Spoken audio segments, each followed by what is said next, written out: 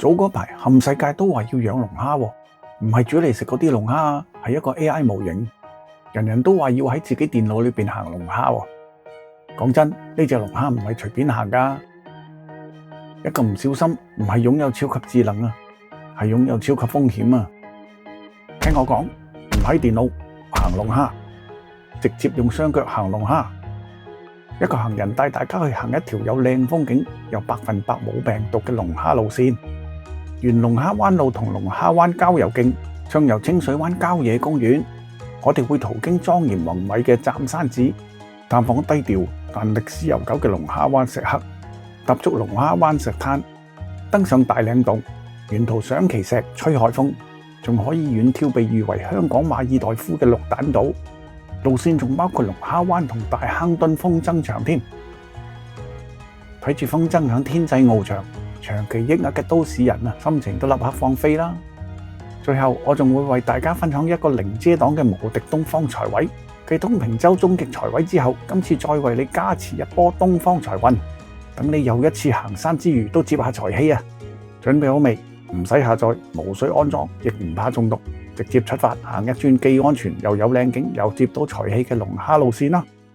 到龍蝦灣，我由港鐵將軍澳線寶林站出發，喺新島城中心2期地面嘅寶林公共運輸交匯處，搭去布袋澳嘅16號專線小巴，喺清水灣到大澳門迴旋處落車，亦可以搭九巴由鑽石山站開出嘅91號路線到呢度嘅。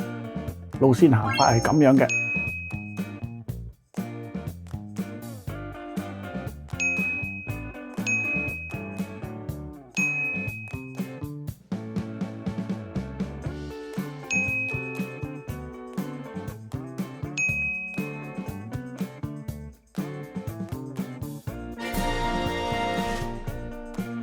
我哋無論搭呢個專線小巴16號或者係九巴91號咧，都可以響呢個巴士站度落嘅。呢個站就叫做大澳門站啊，應該。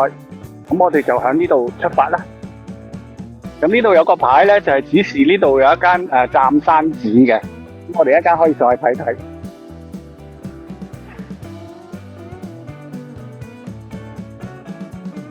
行咗1分鐘左右咧，就到咗湛山寺其中一個入口啦。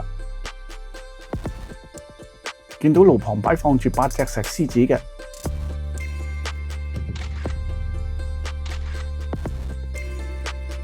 呢度兩旁仲各有一尊金剛力士像添，相信係被稱為空形同柯形嘅哼哈二像。上完斜路就見到湛山寺大雄寶殿啦。湛山寺嘅其他建築咧係喺另一個路口去嘅，我哋呢次淨係探訪大雄寶殿位置啫。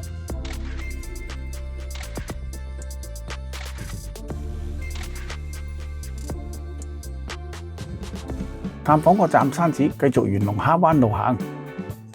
咁留意咧，呢度有啲路咧，有陣時係行人路得一邊嘅，有陣時響左邊，有陣時響右邊啦。咁盡量揀翻有行人路嗰邊嚟行啦。有陣時啲路咧兩邊都冇行人路嘅，咁大家就要特別留心啲車輛經過啦。行到呢段路咧幾特別嘅，一條長嘅直路。咁喺度行咧就幾有電影感咁樣嘅。大家不妨喺呢度試下打下卡啊咁啦，不過一定要確定冇車輛經過先好啊！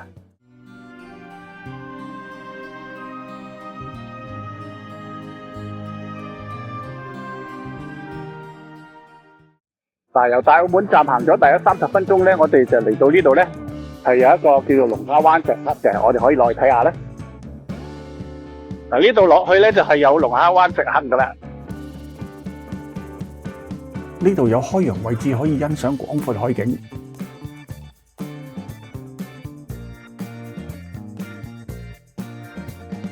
龍蝦灣石刻估計已經有3000年以上歷史㗎啦，同其他香港發現嘅古代石刻一樣，我都唔知佢代表乜嘢。右邊遠處咧就係龍蝦灣石灘啦，呢度係一個看海聽浪嘅唔錯位置啊！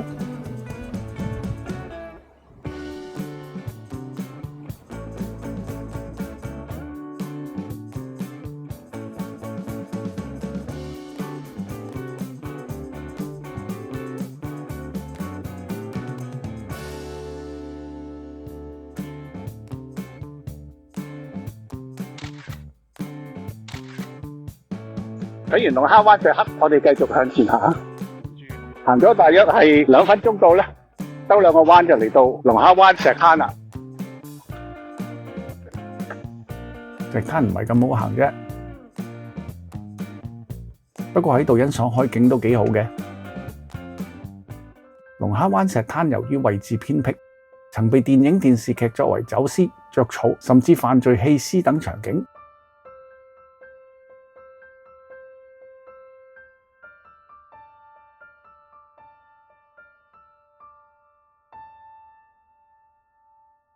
但其實佢嘅水質清澈，海景幾靚啊！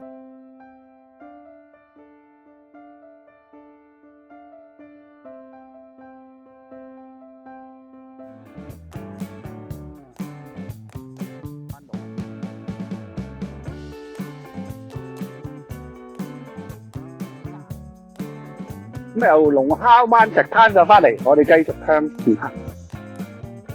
到咗龍蝦灣路盡頭嘅車輛掉頭處，先去左邊嘅休憩處唞一唞啦。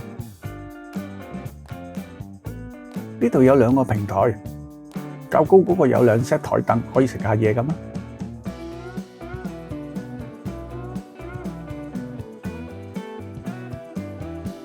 咁呢度咧仲有個窿窿都可以望到去龍蝦灣石灘啊，同埋龍蝦灣石刻嗰個大約位置啦。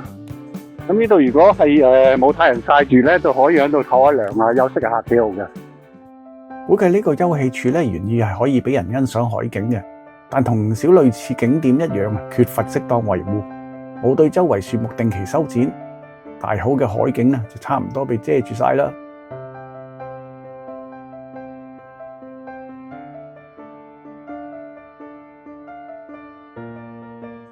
嗱，我哋喺休憩處唞咗一陣之後咧，咁我哋去呢個風箏場嗰度行下咧。嗱，呢度咧其實係一個騎術訓練學校嚟嘅，呢度咧亦都有呢個飲品售賣機嘅，但係所有飲品都係賣晒㗎。其實如果穿過騎術學校，係可以好快去到風箏場嘅，不過呢條路有時就會封咗嘅，唯有由呢邊兜路過去啦。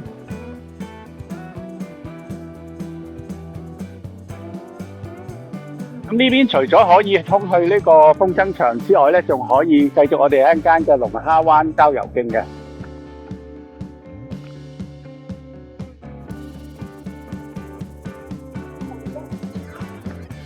咁咧，我哋要兜過呢個騎術訓練學校咧。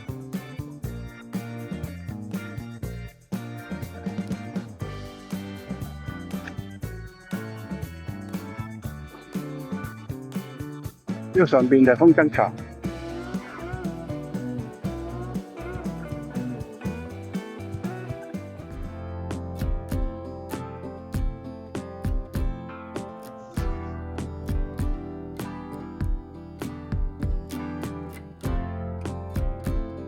空曠。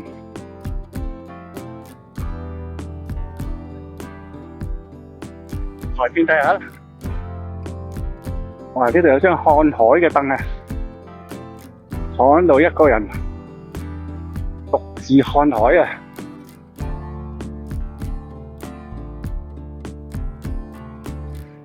咁樣睇會唔會係絕美景色啊？隱世美景。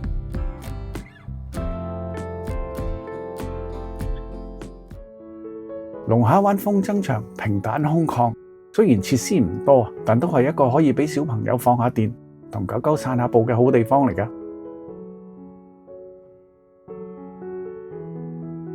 好受水上活動愛好者歡迎嘅綠蛋島就喺冇幾遠。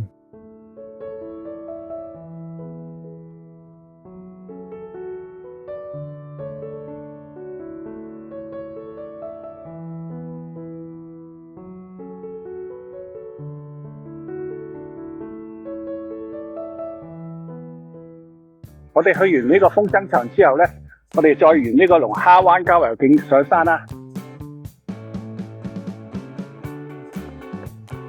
哇，好多梯級啊！只要慢慢行，中途休息下都唔係太難嘅。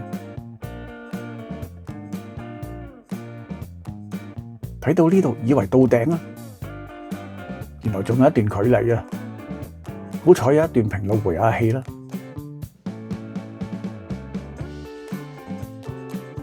行完平路又要上車啦。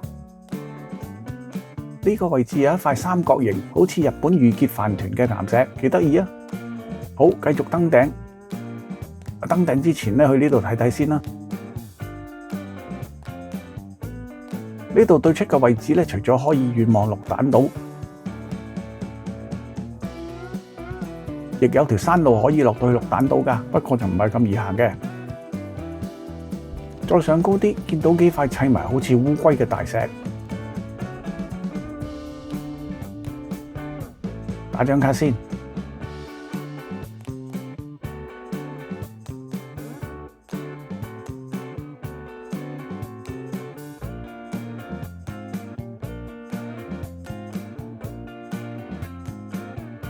真正登頂啦！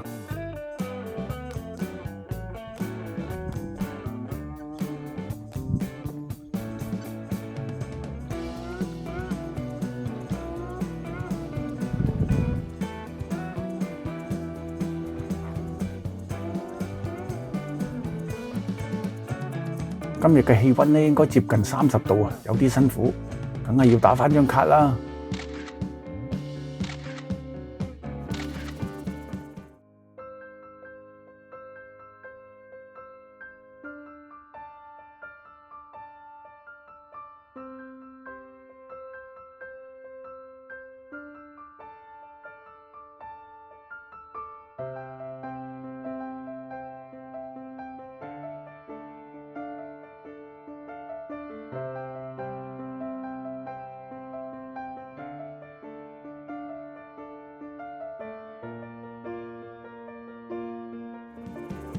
登頂後就落山咯。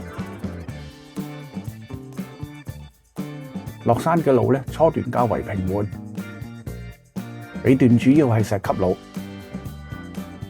，10幾分鐘就由山頂落到山腳啦。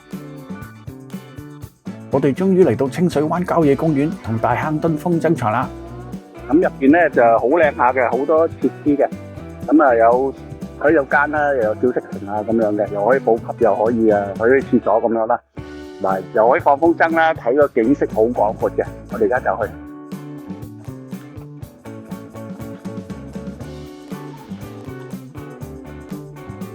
嗱，呢度咧有個茶水亭嘅，咁應該有啲飲品賣嘅。咁而喺個公園入邊咧，就喺呢度落去嘅。呢度仲有廁所添嘅。嗱，嗰邊咧仲有一個樹木研習添。咁呢邊落去咧就更多地方行嘅。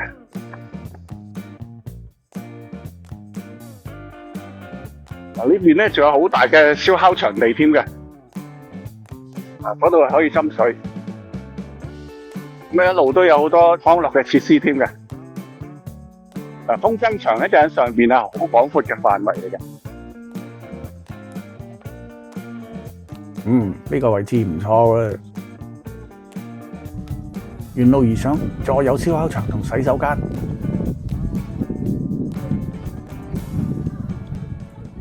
跟住就到咗風箏場啦，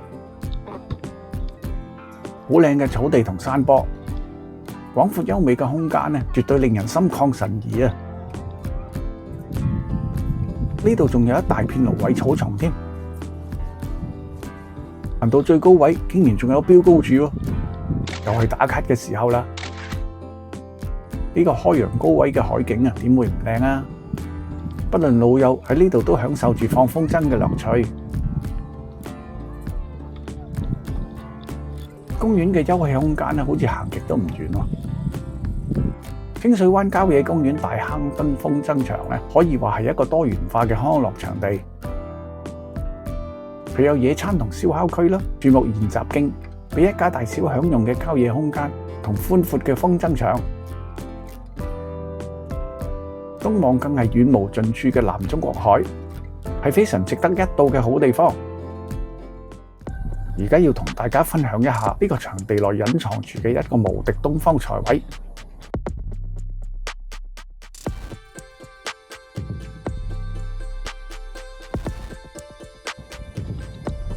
喺呢度望向海上，就係向住東方。而且仲係直出南中國海幾百公里都冇陸地阻擋嘅東面方向。等我又吸收一下東方財氣先。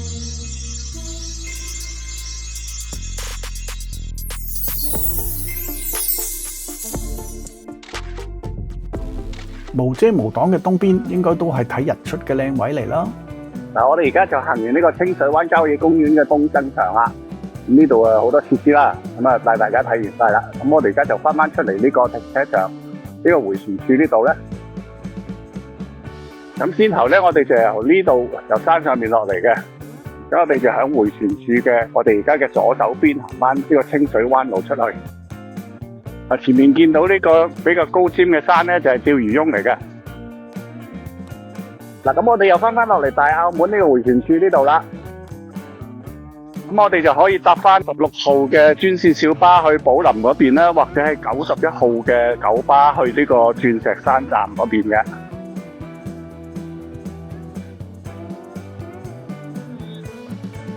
好，今日嘅行程就到呢度啦。如果大家喜歡呢條影片，請俾個 like、留言鼓勵、分享俾同好，同埋訂閱一個行人嘅頻道啊！你哋嘅支持係一個行人繼續認真製作影片嘅動力啊！以下係有關今次路線嘅資料俾大家參考。一個行人頻道內仲有唔同題材影片，